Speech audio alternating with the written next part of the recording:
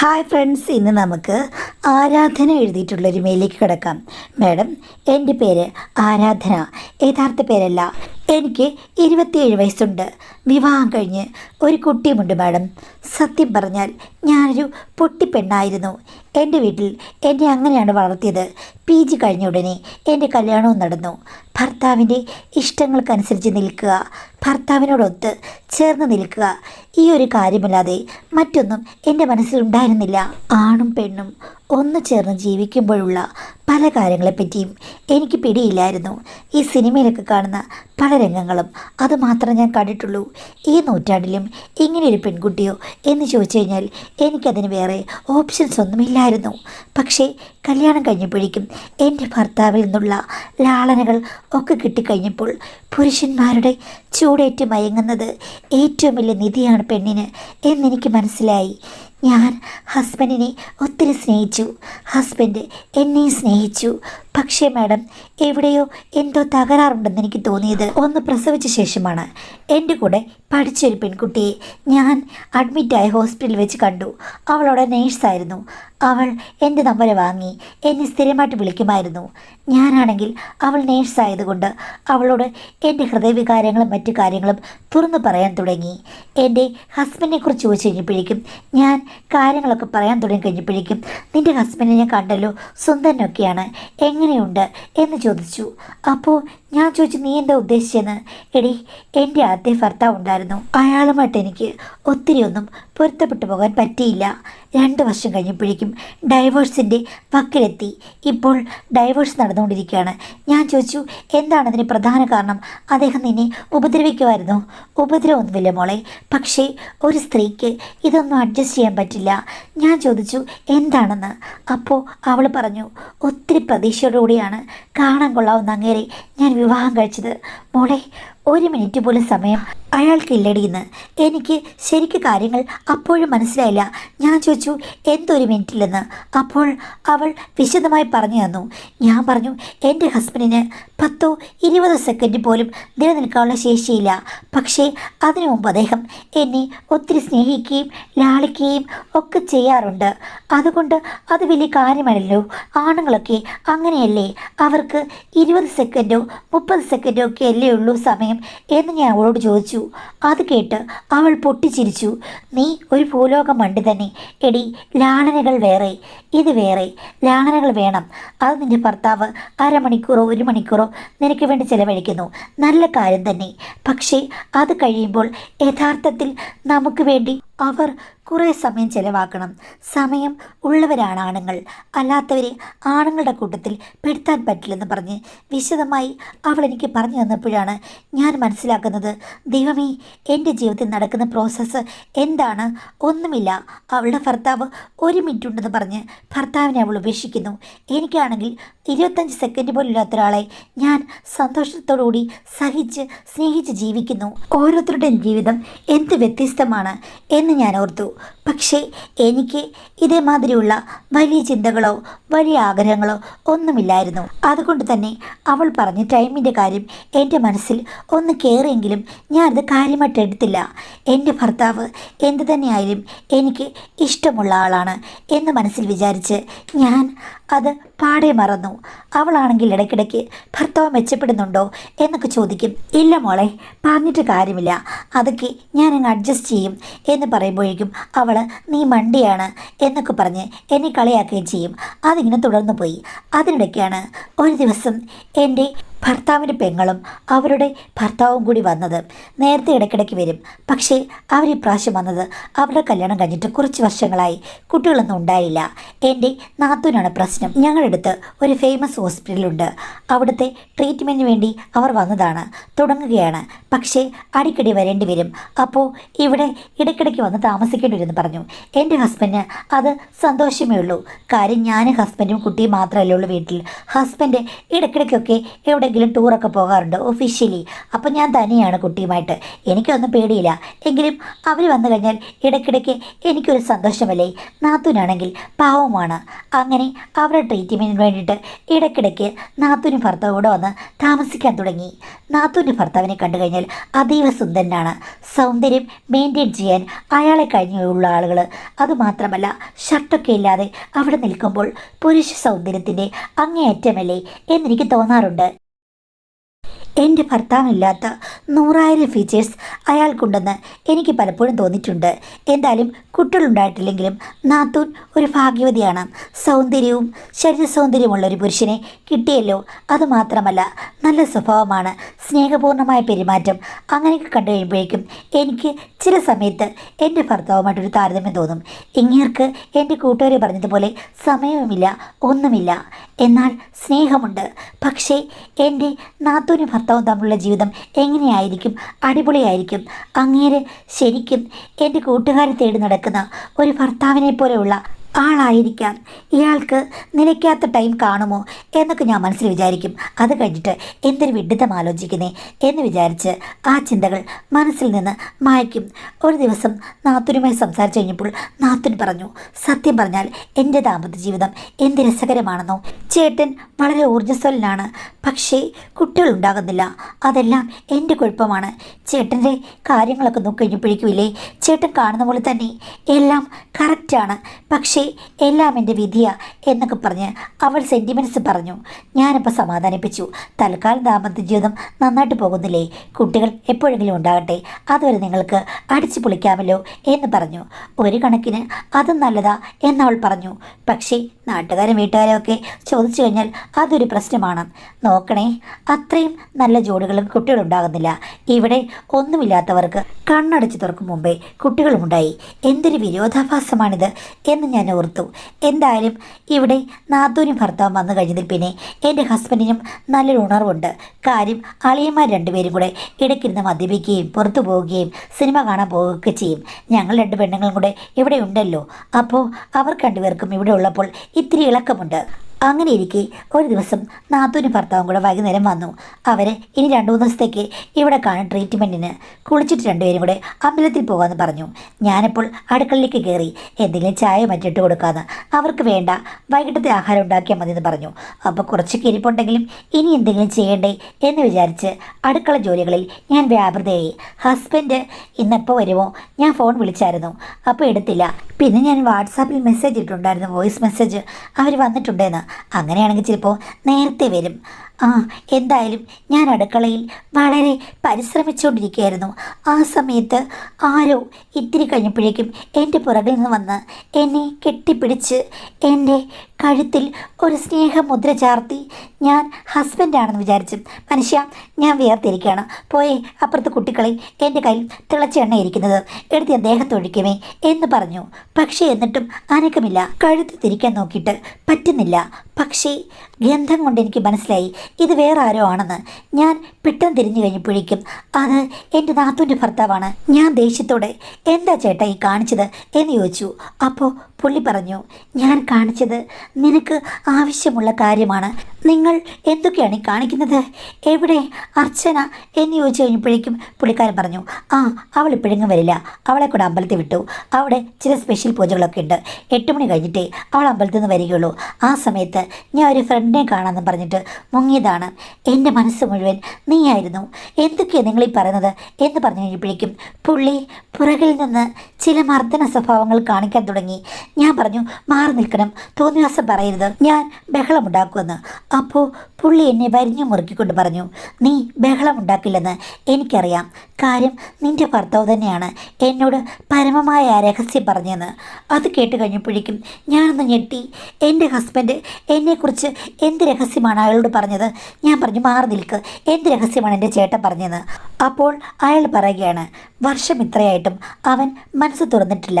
പക്ഷേ അളിയൻ ഈ അടുത്തിടെയാണ് എന്നോട് പറഞ്ഞത്, 10-20 സെക്കൻഡ് പോലും ഇല്ലാത്ത ഒരു മനുഷ്യനാണെന്നും അവൻ്റെ കഥകൾ കേട്ട് ഞാൻ അന്തിച്ചു പോയി. അവന് തന്നെ അവൻ്റെ സ്ഥിതി ഓർത്ത് ഒത്തിരി കുറ്റബോധമുണ്ട്. പിന്നെ നീ ഒരു മണ്ടി ആയതുകൊണ്ട് എല്ലാം സഹിക്കുകയാണെന്നാണ് അങ്ങേര് പറഞ്ഞത്. നീ മണ്ടിയല്ലെന്നും അവന് നല്ല സ്നേഹമുണ്ട്, അതുകൊണ്ട് അഡ്ജസ്റ്റ് ചെയ്ത് പോവുകയാണെന്നും എനിക്കറിയാം. ഒരു പെണ്ണിൻ്റെ മനസ്സ് അറിയാമല്ലോ എനിക്ക് ഭാര്യയുണ്ട്. പക്ഷേ എൻ്റെ ഭാര്യയേക്കാൾ 10 മാറ്റാണ് നീ. നിന്നെ കിട്ടിയ അവൻ എന്തൊരു ഭാഗ്യവനാണ്. പക്ഷേ കുരങ്ങൻ്റെ കയ്യിൽ പൂമാല കിട്ടിയ പോലെ ആയല്ലോ എന്ന് പറഞ്ഞാണ് അയാൾ എന്നെ അതിർത്തി അതിക്രമിച്ച് കടക്കുന്ന ഒരാളെപ്പോലെ അതിർത്തി കല്ലുകൾ വകമാറ്റി വിട്ടത്. എല്ലാം എനിക്കറിയാം മോളെ. യഥാർത്ഥത്തിലുള്ള ജീവിതം നീ ഒരിക്കലും കണ്ടിട്ടില്ല. അത് കണ്ടു കഴിഞ്ഞാൽ പിന്നെ നിന്റെ ജീവിതം സഫലമാകും എന്നൊക്കെ പറഞ്ഞ് അയാൾ വെറുതെ എവിടെയോ വട്ടം വരയ്ക്കുകയായിരുന്നു. ആ സമയത്ത് എൻ്റെ വാ പൂട്ടിയതുപോലെയായി. എനിക്കറിയില്ല, എൻ്റെ ഭർത്താവിൻ്റെ ഒരു രീതിയല്ല അങ്ങേർക്ക്. ഒരു പുരുഷൻ്റെ കരുത്ത്, പുരുഷൻ്റെ സ്വഭാവം, പുരുഷൻ്റെ ഗന്ധം, അതൊക്കെ ആ സമയത്ത് ഒരു ഗന്ധർവനെ പോലെ ഞാൻ തിരിച്ചറിഞ്ഞ അദ്ദേഹത്തെ എന്തോ എനിക്ക് ഒന്നും എതിർക്കാൻ പറ്റിയില്ല. പുള്ളിക്കാരൻ പറഞ്ഞു, അളിയൻ നാളെ ഒഫീഷ്യലായി ഒരിടത്ത് പോവുകയാണെന്ന് പറഞ്ഞു. നാളെ ഇവിടെ കാണില്ല. നാളെ നിൻ്റെ വാതിൽ എനിക്കായി തുറന്നിടണമെന്ന് പറഞ്ഞു. ഞാൻ ഒന്നും മിണ്ടിയില്ല. പെട്ടെന്ന് ആരോ വരുന്ന പോലുള്ള ശബ്ദം കേട്ട് കഴിഞ്ഞപ്പോഴേക്കും അയാളങ്ങ് പോയി. ഒരു നിമിഷം ഞാനാകെ ചഞ്ചലപ്പെട്ടു പോയി. പക്ഷേ എങ്കിലും അത്രയും സുന്ദരനായ ഒരു പുരുഷൻ എന്നോട് അത്രയും അടുത്ത് പെരുമാറി. എൻ്റെ ഹസ്ബൻഡ് ആണെങ്കിൽ അയാളുടെ എല്ലാ കാര്യങ്ങളും തുറന്നു പറയുകയും ചെയ്തു. അയാൾക്ക് എൻ്റെ അവസ്ഥ അറിയില്ലെങ്കിൽ കൂടിയും അയാൾ യഥാർത്ഥ സ്ത്രീയെ പോലെ എന്നെ ആ സ്ഥാനത്ത് നിർത്തി ചിന്തിച്ചു കഴിഞ്ഞപ്പോഴേക്കും ഞാൻ ശരിക്കും മോഹത്തിന് വേണ്ടി കാത്തിരിക്കുന്ന ഒരാളാണെന്ന് തോന്നിക്കാണും. ഞാൻ സഹിച്ച് ഓക്കെ ആയവളാണ്. പക്ഷേ അദ്ദേഹത്തിന് തോന്നിയത് ഞാനൊരു വേഴാമ്പലിനെ പോലെ മഴത്തുള്ളികൾ കാത്തിരിക്കുന്നവളാണെന്നാണ്. അപ്പോൾ കുറ്റം പറയാൻ പറ്റില്ലല്ലോ എന്നോർത്തു. ഏതോ ഒരു നിമിഷം ഭർത്താവിനെ വഞ്ചിക്കുന്നു എന്നുള്ള കുറ്റബോധമുണ്ടെങ്കിലും ഞാൻ മനസ്സിൽ കുളിർമഴ പെയ്യുന്ന ഒരു ഫീലിങ്ങും തണുത്ത് ഇളക്കി എൻ്റെ ഉള്ളിലേക്ക് അരിച്ചിറങ്ങി. അതിനിടയ്ക്ക് അദ്ദേഹം വട്ടം വരച്ചു പോയ ഏതൊക്കെയോ പുരാവൃത്തങ്ങളിൽ മഞ്ഞിൻ കണങ്ങൾ ഉതിരുന്ന പോലെ തോന്നി. രഹസ്യമോഹം, വല്ലാത്ത മോഹം, രഹസ്യ തണുപ്പ്, അത് ആളിക്കത്തുന്ന തീയായി മാറുമെന്ന് എനിക്ക് തോന്നി. പിറ്റേ ദിവസം ഞാൻ വാതിൽ തുറക്കണോ വേണ്ടയോ എന്ന് 100 വട്ടം ആലോചിച്ചു. അന്നെന്തോ എനിക്ക് വാതിലിന് കുറ്റിയിടാൻ തോന്നിയില്ല. ചാരിയിട്ടു. അദ്ദേഹം വരുമോ? എനിക്ക് ഉറക്കം വന്നില്ല മാഡം. ഞാൻ പിന്നീട് എപ്പോഴും ഒന്ന് മയങ്ങിപ്പോയി. പിന്നെ 12 മണിയായി കഴിഞ്ഞപ്പോഴാണ് വാതിൽ എന്തൊരു ശബ്ദം കിട്ടത്. നോക്കിയപ്പോൾ ആ കള്ളൻ പമ്മി വരുന്നു. എന്നിട്ട് അകത്ത് കയറി കഴിഞ്ഞ് ലൈറ്റ് ഇട്ടു. എൻ്റെ കുട്ടി നാത്തൂൻ്റെ കൂടെയാണ് അവൾ വന്നു കഴിഞ്ഞ കിടപ്പ്. കാര്യം അവൾക്ക് വലിയ ഇഷ്ടമാണ് അവനെ. അങ്ങനെ അവരുടെ കൂടെയായിരുന്നു. ഞാൻ പറഞ്ഞ റിസ്ക് അല്ലേ, അവൾ ഉറങ്ങുകയായിരിക്കില്ല. എൻ്റെ മകൻ ഉറക്കില്ല അവളെ. ഇത്തിരി താമസിച്ചായിരിക്കും ഉറങ്ങുന്നത്, അതറിയില്ലെന്ന് ചോദിച്ചു. അപ്പോൾ പുള്ളിക്കാരൻ പറഞ്ഞു, അതൊന്നും സാരമില്ല. ഞാൻ ഒരു 10:45 കഴിഞ്ഞപ്പോഴേക്കും എൻ്റെ ഫ്രണ്ട് വിളിച്ചെന്ന് പറഞ്ഞ് ഹോസ്പിറ്റലാണെന്ന് പറഞ്ഞ് ഇറങ്ങിപ്പോയതാണ്. പിന്നീട് ഞാൻ തിരിച്ചു വന്ന് ബൈക്ക് പുറത്ത് വെച്ച് ശബ്ദമില്ലാതെ കയറി വന്നതാണ്. അതുകൊണ്ട് അവൾ അറിയില്ല. അവൾ ഇനി എന്നെ വെളുപ്പിനെ മാത്രം പ്രതീക്ഷിക്കുമെന്ന് പറഞ്ഞു. ബാക്കിയുള്ള കാര്യങ്ങൾ പറയാൻ സമ്മതിക്കാതെ അയാൾ എൻ്റെ വായ് മൂടിക്കെട്ടി. അയാളുടെ സ്നേഹപ്രകടനത്തിൽ ഞാൻ വീണു പോവുകയായിരുന്നു. കാരണം ഇത്രയും വിശദമായ സ്നേഹപ്രകടനങ്ങളിലൂടെ പോകുന്ന ഒരു പുരുഷനെ ഞാൻ സ്വപ്നത്തിൽ പോലും കണ്ടിട്ടില്ല. എൻ്റെ സ്വപ്നങ്ങൾക്കും അപ്പുറം വിരിഞ്ഞു നിൽക്കുന്നൊരു പൂന്തോട്ടത്തിലേക്കാണ് അദ്ദേഹം എന്നെ കൊണ്ടുപോയത്. പരിമളം പടർത്തുന്ന ആ പൂന്തോട്ടത്തിൽ ഞാൻ സന്തോഷവതിയായിരുന്നു. എൻ്റെ ഹസ്ബൻഡ് എനിക്ക് വേണ്ടി എന്തൊക്കെയോ കാട്ടിക്കൂട്ടുന്നു എന്നാണ് എനിക്കിപ്പോൾ തോന്നുന്നത്. ഹസ്ബൻഡിനെയും ഇങ്ങനെയും താരതമ്യം ചെയ്ത് കഴിഞ്ഞാൽ ആനയും ആടും തമ്മിലുള്ള വ്യത്യാസമുണ്ട്. താരതമ്യങ്ങളാണല്ലോ മാഡം മനുഷ്യന് ഏറ്റവും കൂടുതൽ പ്രശ്നങ്ങൾ ഉണ്ടാക്കുന്നത്. ആ പ്രശ്നം എനിക്ക് സംഭവിച്ചു. പക്ഷേ ആ ഘട്ടം കഴിഞ്ഞ് രണ്ടാമത്തെ ഘട്ടമുണ്ടല്ലോ, ആ ഘട്ടത്തിലേക്ക് കടന്നു കഴിഞ്ഞപ്പോൾ ഞാൻ ഓർത്തത്, ഓ എനിക്കിതൊന്നും വലിയ കാര്യമൊന്നുമല്ല. 10 സെക്കൻഡ്, ഇങ്ങേർക്ക് 2 മിനിറ്റ്. എൻ്റെ കൂട്ടുകാർ പറഞ്ഞതുപോലെ അധികമൊന്നും മുന്നോട്ട് പോകാൻ ആണുങ്ങൾക്ക് പറ്റില്ല. അതൊക്കെ ഈ പറഞ്ഞതുപോലെ ചിന്തിക്കുന്നതിലും അധികമായൊരു കാര്യമാണ്. അവൾക്ക് ഓവർ പ്രതീക്ഷയാണെന്ന് ഞാൻ മനസ്സിൽ വിചാരിച്ചല്ലോ. ഓ ഇതൊക്കെ എന്ത് എന്ന് വിചാരിച്ചു. പക്ഷേ പുത്തരിച്ചുണ്ടൻ നീറ്റിലിറങ്ങിക്കഴിഞ്ഞ് അതിൻ്റെ അമരത്തിരുന്ന് ഞാൻ തുഴഞ്ഞു പോകുന്നത് പോലെ എനിക്ക് തോന്നിയപ്പോഴാണ് എനിക്കൊരു കാര്യം മനസ്സിലായത്. ഇത് തുഴഞ്ഞു പോവുകയാണ്. ഈ തുഴച്ചിൽ ഒരിക്കലും അവസാനിക്കില്ല, മറുകരയല്ല, സമുദ്രത്തിൽ ചേരും വരെ ഈ കരിയാഞ്ഞിലിയിൽ കടന്ന ചുണ്ടൻ മുന്നോട്ട് പോകും. അണിയത്തും അമരത്തും പ്രകമ്പനങ്ങൾ ഉണ്ടായിക്കൊണ്ടിരുന്നു. ഒരിക്കലും തീരാത്ത ഏതോ അന്യഗ്രഹത്തിലേക്കുള്ള യാത്രയാണെന്ന് എനിക്ക് തോന്നി. 10ാം വളവിലെ 10ാം മിനിറ്റിൽ വെച്ച് ആദ്യത്തെ വെളിപാട് എനിക്കുണ്ടായപ്പോൾ ഞാൻ ഞെട്ടിപ്പോയി. ഇത് എന്തോ മഹാവിസ്ഫോടനത്തിന് തുടക്കമാണെന്നാണ് ഞാൻ വിചാരിച്ചത്. പക്ഷേ അതാണ് ഞാൻ കാത്തിരുന്ന ശുഭമുഹൂർത്തമെന്ന് അപ്പോഴാണ് എനിക്ക് മനസ്സിലായത്. എനിക്ക് പിന്നെ മുന്നോട്ട് പോകാൻ തരമില്ലായിരുന്നു. പിന്നീട് ആ യാത്രയിൽ അന്നേരം തന്നെ ഞാൻ 3-4 വെളിപാടുകൾ കണ്ട് മഹത്തരമായി മുന്നേറുന്നൊരു സ്ത്രീയായി മാറി. പിന്നെ മുന്നും പിന്നും നോക്കേണ്ട കാര്യമില്ലല്ലോ. അദ്ദേഹം എനിക്ക് പ്രിയപ്പെട്ടവനായി. അത്ഭുതമായിരുന്നു. ഇതാണ് യഥാർത്ഥ പുരുഷൻ. ഇത്രയും നാളുമുള്ള എൻ്റെ ജീവിതം വ്യർത്ഥമാണ്. ഭർത്താവിനെ ഞാനൊരു കോണിക്ക് നിർത്തി. അദ്ദേഹത്തിന് ആവശ്യമുള്ള കാര്യങ്ങൾ സാധിച്ചിട്ട് പോയിക്കോട്ടെ. ഞാൻ കാത്തിരിക്കുന്ന എൻ്റെ പുതുമണവാളൻ, പുതുഗന്ധർവൻ എന്നും വരട്ടെ എന്ന് ആഗ്രഹിച്ചു. എൻ്റെ ആഗ്രഹം പോലെ തന്നെ എൻ്റെ നാത്തൂൻ്റെ ഭർത്താവ് ഇടയ്ക്കിടയ്ക്ക് അവസരങ്ങളുണ്ടാക്കി എൻ്റെ ഭർത്താവ് എവിടെയെങ്കിലും പോകുമ്പോൾ വന്നു. അന്നൊക്കെ എനിക്ക് ഉത്സവമായിരുന്നു, കൊടിയേറ്റം, തീരാത്ത ഉത്സവം. ഞാൻ അദ്ദേഹത്തെ ഒത്തിരി സ്നേഹിച്ചു. അദ്ദേഹത്തിന് വേണ്ടി ഇതുവരെ ഞാൻ മനസ്സിൽ പോലും വിചാരിക്കാത്ത പല കാര്യങ്ങളും ആക്ടിവേറ്റ് ചെയ്തു. അദ്ദേഹത്തെ ഞാൻ പൂജിക്കുകയായിരുന്നു. എൻ്റെ ഗന്ധർവ രാജകുമാരനായിരുന്നു. അദ്ദേഹത്തിൻ്റെ പല്ലക്ക് ചുമക്കാൻ എനിക്ക് ഭാഗ്യം കിട്ടിയത് എന്തു മനോഹരം എന്ന് ഞാൻ വിചാരിച്ചു. അങ്ങനെ കുറേ നാൾ കഴിഞ്ഞു പോയി മാഡം. പക്ഷേ അത് കഴിഞ്ഞപ്പോഴേക്കും ആദ്യമുണ്ടായിരുന്ന അദ്ദേഹത്തിൻ്റെ മനോഭാവം മാറാൻ തുടങ്ങി. ഞാൻ അദ്ദേഹത്തിൻ്റെ അടിമയെ പോലെ ആയെന്ന് മനസ്സിലായി കഴിഞ്ഞപ്പോഴേക്കും എൻ്റെ മേൽ അധികാരങ്ങളും ആവശ്യമില്ലാത്ത കാര്യങ്ങളും ഒക്കെ പറഞ്ഞ് എന്നെ അധികാരത്തിൻ്റെ വലയത്തിനുള്ളിൽ നിർത്താൻ ശ്രമിച്ചു. അദ്ദേഹം ആവശ്യപ്പെടുമ്പോഴൊക്കെ ഞാൻ എപ്പോഴാണെങ്കിലും റെഡിയായിരിക്കണം, അതല്ലാതെ നീ അത് ചെയ്യരുത് ഇത് ചെയ്യരുത് എന്നൊക്കെ പറഞ്ഞ് ദൈനംദിന ജീവിതത്തിലും എന്നെ നിയന്ത്രിക്കാൻ തുടങ്ങി. ആദ്യമൊക്കെ എനിക്കത് ഇഷ്ടമായിരുന്നു. പക്ഷേ അതിന് കവിഞ്ഞപ്പോൾ എനിക്ക് മനസ്സിലായി പുള്ളി വെറും ഒരു ഉപയോഗപ്പെടുത്തൽ മാത്രമായിരുന്നു ലക്ഷ്യമെന്ന്. അങ്ങേരുടെ കാര്യം നടക്കണം. അതിനുവേണ്ടി ആദ്യം എന്നെ മുകളിലേക്കൊന്ന് പറത്തിവിട്ടു. അത് കഴിഞ്ഞ ശേഷം അങ്ങേരുടെ പരിധിക്കുള്ളിലായി കഴിഞ്ഞപ്പോഴേക്കും ഇപ്പോൾ ഞാനൊരു അടിമയെ പോലെയാണ്. പക്ഷേ പെണ്ണല്ലേ മാഡം, കാത്തിരിക്കുന്ന പല കാര്യങ്ങൾക്കും വേണ്ടിയിട്ട് അങ്ങേരെ ഉപേക്ഷിക്കാൻ പറ്റുന്നില്ല. അതുകൊണ്ട് തന്നെ അങ്ങേരുടെ പല കാര്യങ്ങൾക്കും ഞാൻ കൂട്ടുനിൽക്കുകയും ചെയ്യും. പക്ഷേ അത് കഴിയുമ്പോൾ മനോവിഷമം ഉണ്ടാക്കുന്ന പല സംഗതികളുമാണ് നടക്കുന്നത്.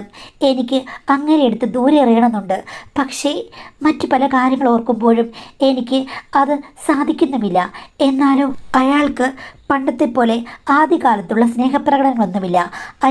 അയാളുടെ കാര്യങ്ങൾ മാത്രം നോക്കുന്നു എന്നുള്ള സ്ഥിതിയിലാണ്. ഞാൻ അതിനെല്ലാം ഇഷ്ടത്തോടുകൂടി നിൽക്കണം. അത്തരം ചില അവസ്ഥകളിൽ കൂടി ഞാൻ കടന്നു പോവുകയാണ്. എനിക്ക് ആ ബന്ധം അവസാനിപ്പിക്കണം മാഡം. പക്ഷേ എനിക്ക് അതിനുവേണ്ടി നല്ലൊരു പിടിവളി വേണം.